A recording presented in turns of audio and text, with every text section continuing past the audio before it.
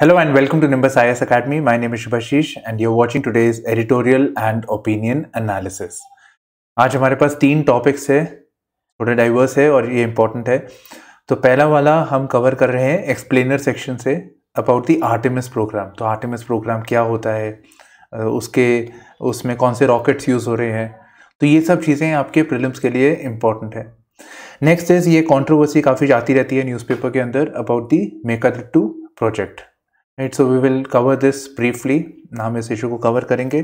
And then this is basically freezing out, जो है आपका एक क्रिटिक है ऑन द गवर्नमेंट, एक एक्चुअली सिनिकल क्रिटिक है ऑन द गवर्नमेंट ऑन जो इन्होंने फ्यूल प्राइसेस का, जो आपको पता है इलेक्शन में जो ऊपर बढ़ने नहीं दी थी, तो उस पर एक क्रिटिसिज्म है गवर्नमेंट के ऊपर।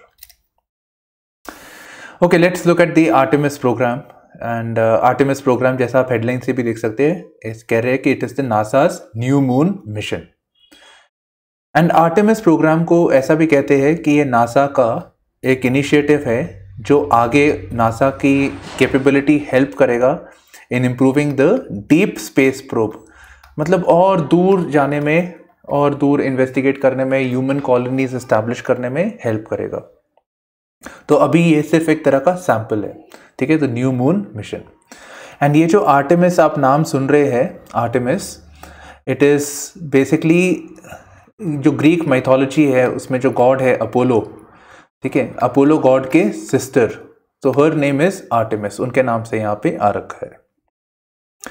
Okay, let us cover what is this Artemis program, अभी नासा का क्या प्लान है यहाँ पे, and then will come to थोड़ा ब्रीफ इसमें चले जाएंगे कि रॉकेट में क्या क्या हो रहा है।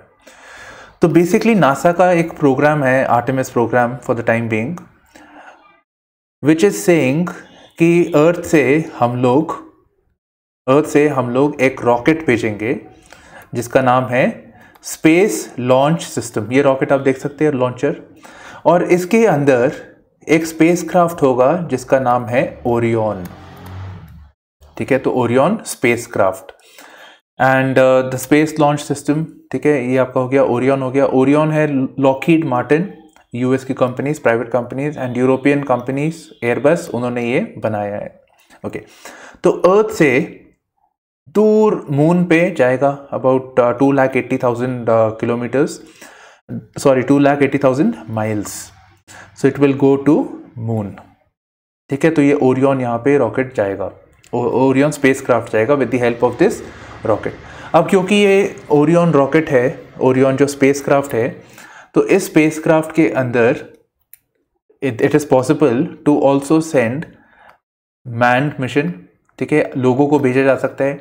It can also have रोबोस, it can have rovers, landers and rovers, ठीक है। तो ये सब चीज़ें हो सकती है। तो बहुत सारा भार है और बहुत दूर भी है, तो इसके लिए ये rocket, this rocket is based on cryogenic technology.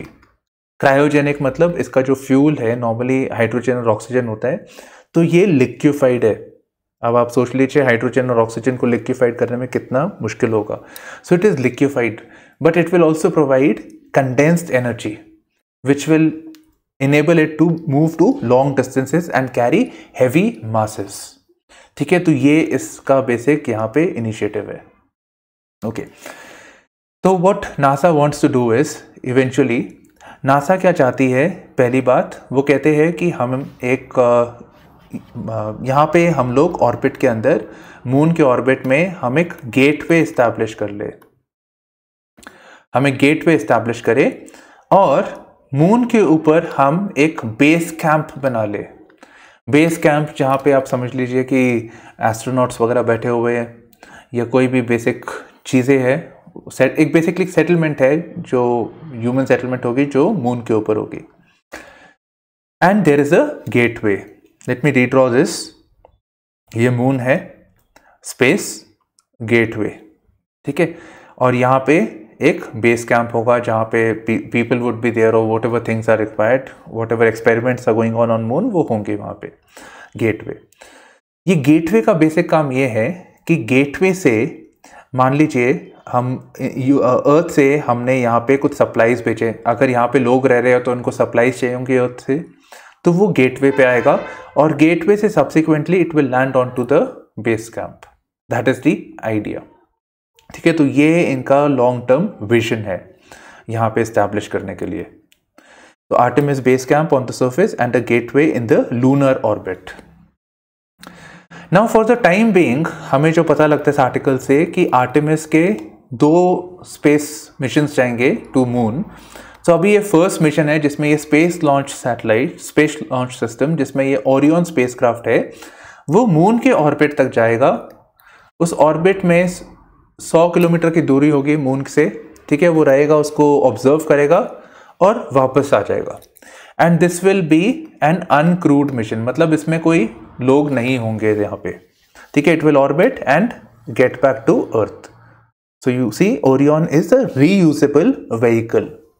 ऐसे नहीं कि एक बार यूज किया तो खराब हो गया, नॉर्मली सैटेलाइट्स कैसे होते हैं, तो ये वापस आ जाएगा। So that is the idea. In the second attempt, ये तो अभी टेस्टिंग कर रहे हैं।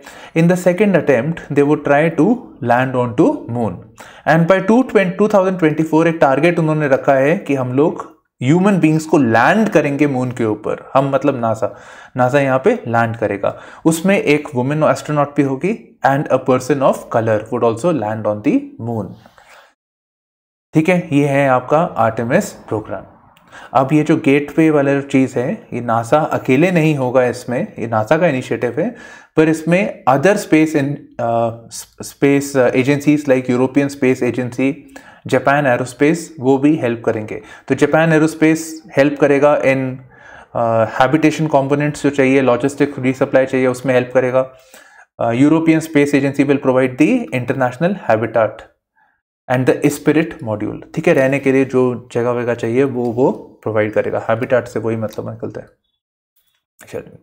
ठीक है, तो आपको प्री में ऐसे क्वेश्चंस आ सकते हैं as to Artemis program is associated with which of the following. It is an Orion, what is Orion? It's a reusable spacecraft, it is a rocket, right? तो इस तरह से आपको क्वेश्चंस आ सकते हैं। Okay, now coming on to the Mekedatu project. आपको कोई मेंस में इसमें डिटेल से नहीं पूछेगा, you just have to have basic idea. Now Mekedatu जो प्रोजेक्ट है आपका, इसको ब्रीफ आइडिया होना चाहिए। तो ये आपका कर्नाटका, तो कर्नाटका तमिलनाडु बॉर्डर एरिया पे, ठीक है, जो कावेरी रिवर से पानी आ रहा है, वो कोई एरियाज है जहाँ पे अभी तक पानी उसको हम स्टोर नहीं कर रहे थे। कैचमेंट्स होती है जहाँ पे पानी कलेक्ट होता है, तो हम अभी तक उसको यूटिलाइज नहीं कर रहे थे। तो स्टेट ऑफ कर्नाटका यूटिलाइज नहीं कर रहा था एक्चुअली। अब वहाँ पे बोल रहे हैं कि आप स्पेशली ऑपोजिशन पार्टी, वहाँ पे बीजेपी इज रूलिंग, तो opposition party include specifically Congress, तो उन्होंने एक पद यात्रा शुरू करी कि हमें तो चाहिए मेकाडा-2 प्रोजेक्ट, हमें चाहिए। हमें क्यों चाहिए? Because it will provide the city of Bengaluru, जिसकी पॉपुलेशन बढ़ रही है, पानी का संकट हो सकता है, तो उन 1.3 करोड़ की पॉपुलेशन की पानी के लिए, उस सिटी के पानी के लिए, उसके प्रोविजन करने के लिए मेकाडा-2 प्रोजेक्ट बनाया जा रहा है। ठीक है, and this water was eventually, ये जो सारी छोटी छोटी कैचमेंट्स है, वो पानी अल्टीमेटली तमिलनाडु में आ रहा था। तमिलनाडु को इससे आपत्ति हो गई। ठीक है, got it. So Congress started, Congress की वजह से कर्नाटका का जो गवर्नमेंट है वो एक्टिव हो गई, क्योंकि ये ऑपोजिशन में थे, ऑपोजिशन ने सेंटर में स्टेट गवर्नमेंट पे प्रेशर डाला, तो अब स्टेट वाले भी एक्टिव हो गए। वो कहते हैं हाँ हम अभी जल्दी बनाते हैं इसको। तो इन्होंने एक रेजोल्यूशन पास करी कि हम इस पे काम करेंगे। तो तमिलनाडु गवर्नमेंट ने काउंटर रेजोल्यूशन पास करी कि आप ऐसा नहीं कर सकते, बिकॉज ये पानी, ये इंटरस्टेट रिवर है कावेरी, तो पानी कावेरी से अल्टीमेटली तमिलनाडु में आएगा, और तमिलनाडु में एरिड एरिया है, वहां पे पानी चाहिए। तो कहते हैं आप ऐसे नहीं बना सकते, हमें कॉन्फिडेंस में लेना पड़ेगा, और आपको ज़रूरत भी क्या है, अभी तो आपके पास ऑलरेडी इतना इंफ्रा है, आपको इसकी ज़रूरत है ही नहीं, वो ये बोल रहे हैं।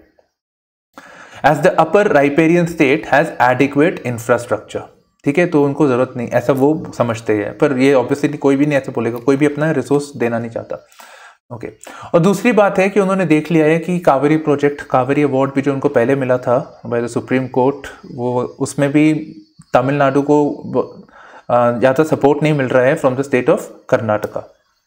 Okay, so this project Mekedatu, जिसका नाम लिटरल मीनिंग है द गोट्स लीप और द गोट्स क्रॉसिंग। अगर आप इसको थोड़ा और गूगल पे देखोगे, आप देखोगे जगह जगह पे पानी की स्ट्रीम जा रही है और दोनों तरफ पहाड़ से है, पर ये बहुत नैरो है, तो ऐसे कि गोट भी जंप मार के जा सकती है। तो गोट्स क्रॉसिंग, तो इसका लिटरल मीनिंग है। और ये अवार्ड मेकाडट्टू से यूज़ करने का अवार्ड ये प्रोजेक्ट 1948 में दे दिया गया था, अनाउंस किया गया था, मूट किया गया था। और this was being heard also in the Kaveri water disputes tribunal. ठीक है, तो सेंटर ट्राइब्यूनल्स बना सकती है, पार्लियामेंट बना सकती है in case of water disputes between two states, तो inter state water disputes act के तहत। ओके, तो ये दे दिया था, इनका अवार्ड मिल गया था, पर अभी तक इन्होंने कुछ काम नहीं किया था। अब ये इस पे काम करना चाहते हैं, पर स्टेट ऑफ तमिलनाडु को इससे प्रॉब्लम है। नेचुरली प्रॉब्लम होगी, वो पानी उनको नहीं मिलेगा फिर। अच्छा, दूसरी बात है, क्योंकि डैम बनेगा, तो डैम बनाने के लिए आप क्या करते हो, आप पानी को इकट्ठा करने के लिए जगह ढूंढोगे। तो उसकी वजह से 5100 हेक्टेयर्स ऑफ फॉरेस्ट, जो बहुत रिच है इन फ्लोरा एंड फौना, वो सबमर्ज हो जाएगा। तो Kaveri wildlife sanctuary will get affected because of this. ठीक है, तो ये है in short the Mekedatu project. Basically this is critic of the government, जो आपको सबको पता है इलेक्शन हो रहे थे, तो पेट्रोल के प्राइस जो रोज़ बढ़ रहे थे, वो अभी उसका कुछ नहीं हो रहा था। ठीक है, so it was for long time, November 2021 से लेके मार्च तक फ्यूल प्राइसेस नहीं बढ़े। और वो बोलते हैं कि हमने ऐसा कुछ नहीं किया, सेंटर बोलती है ये तो बस अपने आप ही ऐसा, ये तो जो कंपनीज पेट्रोल बेचती है, Indian oil, Bharat petroleum etcetera, उनकी डिसीजन है। बट जैसे ही इलेक्शंस कंप्लीट हुए, सीधा प्राइसेस बढ़ने शुरू हो गए। And in the mean process हम सबको पता है कि फ्यूल प्राइसेस $73 पर बैरल से बढ़ के इट इंक्रीज टू $132 पर बैरल। 110 तो वैसे हो गई थी, फिर यूक्रेन वॉर हो गया, तो $130 पर बैरल पे ये चला गया। अब इससे क्या पता लगता है? इससे पता लगता है that the political party in power can take decisions to its advantage and manipulate the voters. Although ये सबको पता था कि ऐसे बाद में बढ़ेगा ये, right? But that is what the article is saying. Next thing is it reflects that हम बोलते हैं कि हमारी जो फ्यूल सेक्टर है वो डीरेगुलेट हमने कर दिया है, ठीक है, पर फिर भी गवर्नमेंट की डिक्टेट होती है कंपनीज के ऊपर।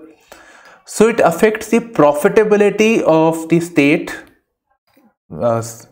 oil marketing companies, ठीक है, जैसे कि भारत पेट्रोलियम कॉर्पोरेशन। और हम चाहते हैं कि भारत पेट्रोलियम कॉर्पोरेशन को हम प्राइवेटाइज करें। गवर्नमेंट चाहती है ना शेयर्स उनके बेचने, ताकि वो फिस्कल डेफिसिट को ब्रिज कर सके। पर अगर ये फ्रीडम हटेगी तो फिर कौन अपने सही दिमाग में इसमें इन्वेस्ट करना चाहेगा? अगर सोचो आप इंपोर्ट आप महंगे प्राइस पे कर रहे हो, ठीक है, महंगे प्राइस पे कर रहे हो और कम दाम पे मार्केट में बेच रहे हो, तो आपको नुकसान होगा ना। तो ऐसा कौन व्यक्ति है अपने पैसे ऐसी कंपनी में डालना चाहेगा जो पहले ही नुकसान करने वाली है? So this is a problem. अब क्योंकि ये प्राइसेस नहीं बढ़ाए थे इस टाइम के अंदर, it affects the fiscal room of the government. Government के पास जो रिसोर्सेज है ऑफ कलेक्टिंग टैक्सेस एक्सेट्रा, वो कम हो रही थी उस टाइम पे, नुकसान हो रहा था, टैक्स रेवेन्यू गिर रहा था उनका, राइट। तो ये कुछ इश्यूज है जो ये आर्टिकल हमारा हाईलाइट करता है, and in very strong language actually, ठीक है, इसलिए मैं इसमें नहीं जा रहा, but in very strong language. But ये कुछ एथिकल इश्यूज रिफ्लेक्ट कर रहे हैं, कुछ इकोनॉमिक इश्यूज रिफ्लेक्ट कर रहा है, GS3, GS4, right then. So this basically concludes our analysis, editorial and opinion analysis. So thank you for streaming into Nimbus IAS with me, Shubhashish. Bye bye, take care and all the best.